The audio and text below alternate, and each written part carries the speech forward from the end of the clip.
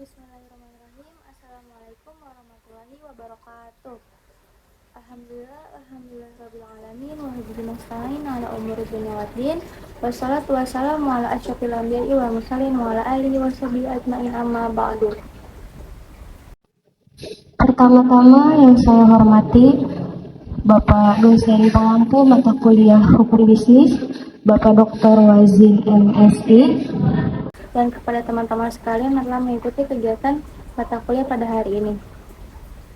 Langsung saja, kami dari kelompok 7 ingin membawakan hasil diskusi kami makalah yang berjudul Transaksi Bisnis dan Hukum Bisnis Syariah Kontemporer dan Pasar Modal Syariah,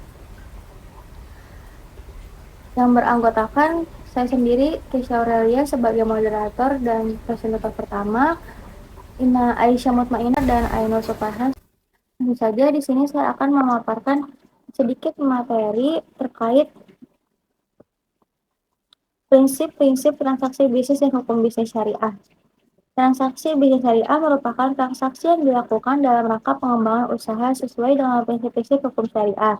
Pasar modal syariah telah menjadi subjek yang semakin menarik dalam diskusi ekonomi global, terutama dalam konteks pertumbuhan ekonomi berkelanjutan dan inklusif. Pasar modal syariah berbeda dengan pasar modal konvensional karena didasarkan pada prinsip-prinsip syariah Islam yang mengatur transaksi keuangan. Prinsip-prinsip ini mencakup larangan atas riba atau bunga, spekulasi berlebihan, investasi dalam industri yang dianggap merugikan masyarakat, dan kepatuhan pada prinsip dan transparansi dalam segala aspek transaksi. Terkait prinsip-prinsip hukum bisnis syariah kontemporer, antara lain yang pertama yaitu keadilan dan toleransi. Transaksi harus berdasarkan prinsip keadilan dan toleransi yang berdasarkan dalam Al-Quran Surah An-Nahl ayat 16, Al-Baqarah ayat 280. Yang kedua yaitu prinsip-prinsip transaksi. Transaksi harus berdasarkan prinsip-prinsip dasar yang harus ada dalam setiap transaksi berdasarkan fikih muamalah. Jika prinsip-prinsip tersebut tidak terpenuhi, maka akan berdampak pada keabsahan transaksi yang dilakukan. Yang ketiga, prohibisi. Transaksi tidak boleh melibatkan riba, ketidakpastian objek transaksi atau goror, makan dan minuman haram, segala hal yang menjurus pelanggaran moral dan sebagainya. Yang keempat yaitu ada karakteristik bisnis syariah. Hukum ekonomi syariah kontemporer mengatur dalam kaitannya dengan transaksi ke harta bendaan dalam bentuk peralihan pemilikan melalui transaksi, baik transaksi yang bersifat tradisional maupun yang bersifat modern atau kekinian. Dalam transaksi bisnis syariah, ada beberapa prinsip yang diperhatikan, seperti prinsip murabahah, salam, istisna, musyarakah, mudharabah, dan wakalah. Semua prinsip-prinsip ini bertujuan untuk membentuk ekonomi yang sesuai dengan nilai yang harus dikembangkan dalam membangun ekonomi umat, yakni tauhid, istiqomah, kehalalan, thayyibah, al-falah, keberkahan, keadilan, ihsan, dan bersinergi. Lanjut ke poin yang kedua yaitu mekanisme dan praktik pasar modal syariah dalam bentuk saham syariah dan reksadana. Mekanisme dan praktik pasar modal syariah dalam bentuk saham syariah dan reksadana syariah di Indonesia dikembangkan untuk memenuhi prinsip-prinsip syariah mutlak. Praktik kegiatan ekonomi konvensional, khususnya kegiatan pasar modal yang mengandung unsur spekulasi, menjadi hambatan psikologis bagi umat Islam untuk turut aktif dalam kegiatan investasi, terutama di bidang pasar modal. Namun, dengan adanya pasar modal syariah, umat Islam Indonesia dapat melakukan investasi dengan sesuai prinsip dasar Islam. Yang pertama yaitu instrumen pasar modal syariah. Instrumen yang diperdagangkan dalam pasar modal syariah adalah saham, obligasi syariah, dan reksadana syariah. Yang kedua, akad-akad pasar modal syariah. Jenis akad yang digunakan meliputi ijaroh, kafalah, istisna, wakalah, musyarakah, dan mudharabah. Selanjutnya yaitu kepatuhan syariah. Pasar modal syariah harus memenuhi prinsip syariah seperti larangan, riba, maisir, goro, dan transaksi yang tidak sesuai dengan syariah. Materi selanjutnya akan dilanjutkan oleh presentator kedua. Terima kasih untuk moderator. Di sini saya akan menjelaskan tentang jenis akad pasar modal syariah dalam bentuk saham syariah dan reksadana. Yang pertama ada akad ijarah. Akad ijarah adalah akad yang digunakan untuk menyewa atau memperdagangkan sesuatu yang dimiliki oleh satu pihak penyewa dari pihak lain penyewa Akad ini mengikat penyewa dan penyewa dalam penerbitan efek syariah di pasar modal Indonesia. Terus yang kedua ada akad kafalah. Akad kafalah adalah akad yang memberikan tanggung jawab kepada kafir, pemegang kafalah, untuk membayar atau menjamin pembayaran kepada pembiaya pemegang efek. Akad ini mengikat pemegang kafalah dan pemegang efek dalam penerbitan efek syariah di pasar modal Indonesia. Terus yang ketiga ada akad istisna. Akad istisna adalah akad yang mengikat penjual dan pembeli dalam transaksi jual beli. Akad ini mengikat penjual dan pembeli dalam penertiban efek syariah di pasar modal Indonesia. Terus yang keempat ada akad wakalah. Akad wakalah adalah akad yang memberikan kewajiban kepada wakil wakalah untuk menyelesaikan transaksi atau melakukan tindakan tertentu dalam nama pemilik modal. Akad ini mengikat wakil dan pemilik modal dalam penertiban efek syariah di pasar modal Indonesia. Terus yang kelima ada akad musyarakah. Akad musyarakah itu akad yang mengikat beberapa pihak untuk menyelesaikan transaksi atau melakukan tindakan bersama. Akad ini mengikat pihak-pihak dalam penerbitan efek syariah di pasar modal Indonesia. Terus yang keenam ada akad mudharabah. Akad mudharabah yaitu akad yang mengikat dua pihak untuk melakukan investasi bersama. Akad ini mengikat pihak-pihak dalam penerbitan efek syariah di pasar modal Indonesia. Semua akad memenuhi prinsip syariah dapat digunakan dalam penerbitan efek syariah di pasar modal Indonesia. Fatwa DSN MUI case mengenai pasar modal syariah dalam bentuk saham syariah dan reksa dana syariah. Yang pertama ada fatwa DSN MUI nomor 40 DSN MUI X 2003 tentang pasar modal dan pedoman umum penerapan prinsip syariah di bidang pasar modal. Fatwa DSN nomor 40 atau DSN MUI X 2003 mengenai pedoman umum penerapan prinsip syariah di bidang pasar modal disahkan di Jakarta pada tanggal 23 Oktober atau 16 Syahban 1423 Hijrah dengan KHM Asahal Mahfud sebagai ketua dan Prof. Dr. HM Din Samsudin sebagai sekretaris. Fatwa ini terdiri dari 7 bab dengan rincian mengenai ketentuan umum, prinsip-prinsip syariah, emiten yang menerbitkan efek syariah, kriteria dan jenis efek syariah, transaksi efek yang dilarang, harga pasar, wajar, serta pelaporan dan keterbukaan informasi. Dalam penyusunan DSN mempertimbangkan bahwa pasar modal merupakan bagian integral dengan perkembangan ekonomi suatu negara, dan pasar modal syariah telah berkembang di berbagai negara termasuk Indonesia. Fatwa DSN MUI nomor 80 2011 tentang penerapan prinsip syariah dalam mekanisme perdagangan efek bersifat ekuitas di pasar reguler bursa efek. Fatwa DSN nomor 80 DSN MUI 3 2011 tentang penerapan prinsip syariah dalam mekanisme perdagangan efek bersifat ekuitas di pasar reguler bursa efek telah dipisahkan di Jakarta pada tanggal 13 Rabiul Akhir 1232 Hijrah atau 8 Maret 2011. Fatwa ini yang dipimpin oleh Dr. KHA Sahal Mahfud sebagai ketua dan Prof. Dr. HM Ichwan Sam sebagai sekretaris, mirip dengan fatwa sebelumnya. Tentang reksadana syariah dan Hamed syariah, keputusan fatwa ini terdiri dari 4 poin utama, meliputi ketentuan umum dengan 31 ketentuan hukum yang merujuk pada ketentuan khusus. Ketentuan khusus tentang perdagangan efek dan mekanisme perdagangan efek serta tindakan yang tidak sesuai dengan prinsip syariah dan penyelesaian perselisihan.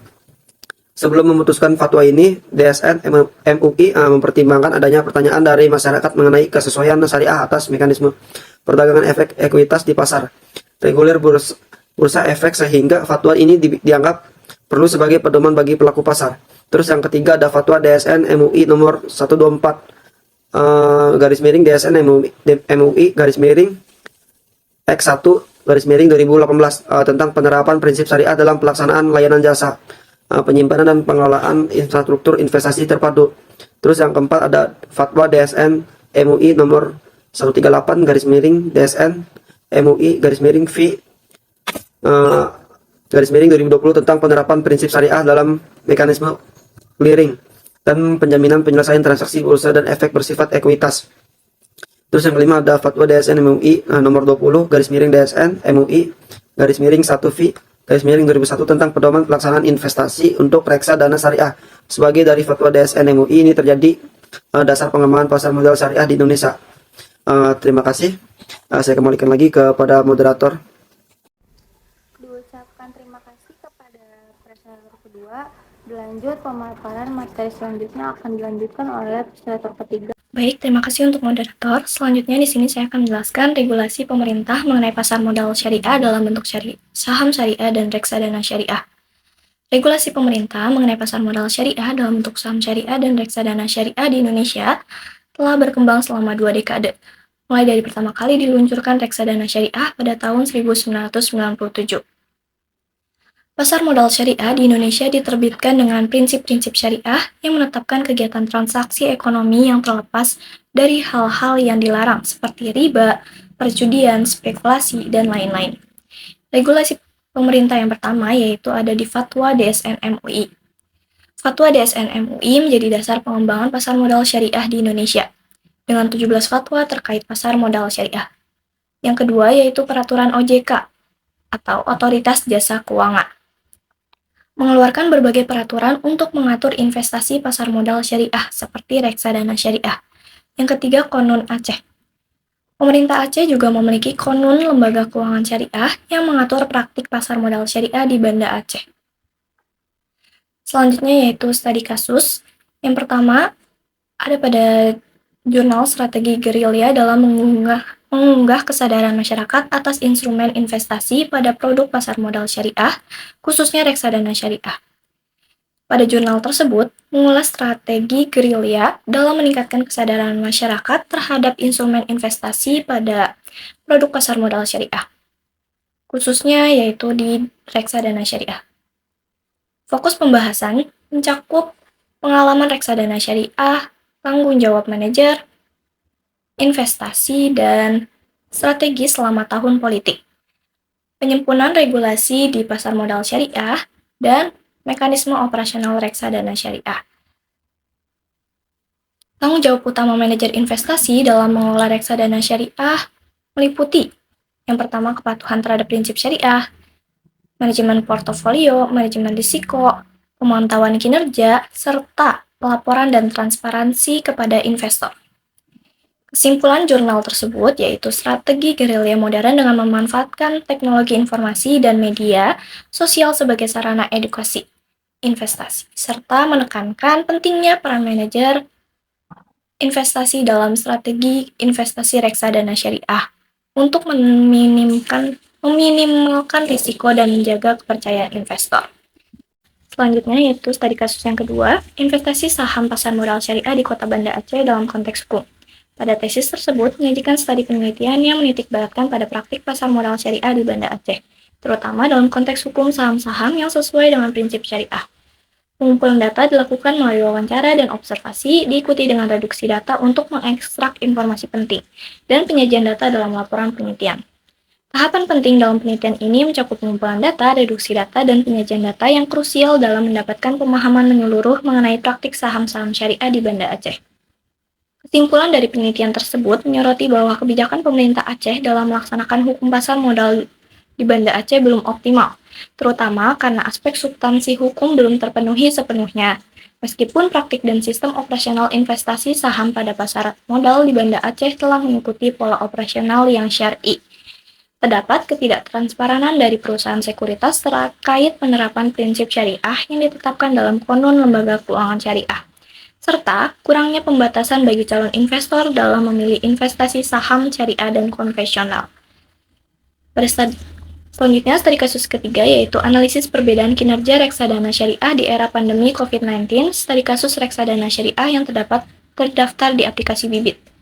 Pada jurnal tersebut mengkaji analisis perbedaan kinerja reksadana syariah di era pandemi COVID-19 dengan menggunakan studi kasus reksadana yang terdaftar di aplikasi Bibit. Jurnal tersebut merupakan bagian dari kumpulan artikel jurnal yang menyoroti dampak pandemi COVID-19 terhadap berbagai aspek perekonomian, termasuk kinerja pasar saham, sentimen investor, dan reaksi pasar. Beberapa faktor yang mempengaruhi minat investasi individu pada sekuritas pasar saham selama pandemi COVID-19 termasuk dampak langsung pada kinerja pasar saham secara global, sentimen pasar, dan reaksi investor. Hipotesis pasar efisien, peningkatan jumlah investor, dan kinerja pasar saham syariah. Kesimpulan dari penelitian tersebut menyatakan bahwa terdapat perbedaan signifikan kinerja reksadana syariah pada aplikasi Bibit sebelum dan saat pandemi COVID-19.